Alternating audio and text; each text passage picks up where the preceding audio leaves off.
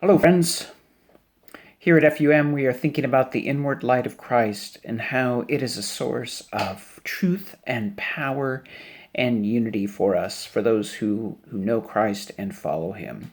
And this Easter week, I want to turn our attention to thinking about God's power and how this is the time of year where we celebrate how God's power was on full display through the raising of Jesus from the dead and bringing him back to life for the sake of humanity.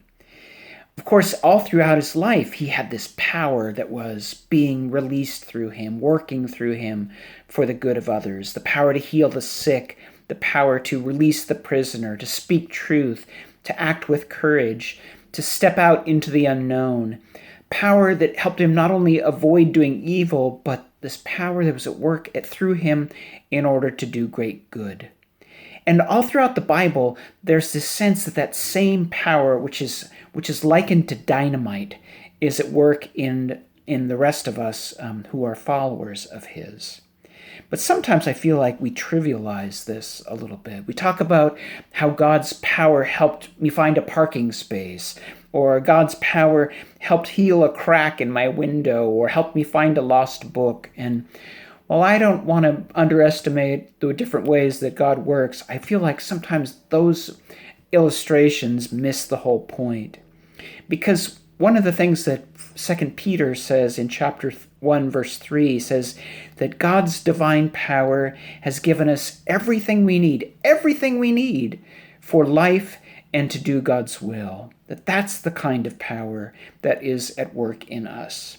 Do you believe that? Well, sometimes I think we don't really. I think that our eyes are closed to this opportunity to participate in that life and power that's really at work in us.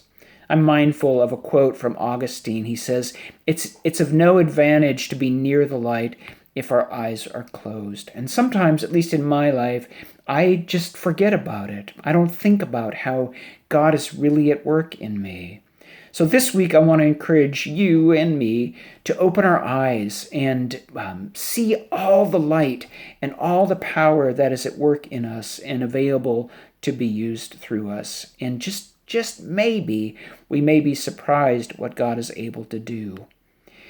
Not operating in our own power, but to say with Paul, the Apostle Paul in Philippians, that I want to know Christ and the power of his resurrection. And again, who knows what God might do through us?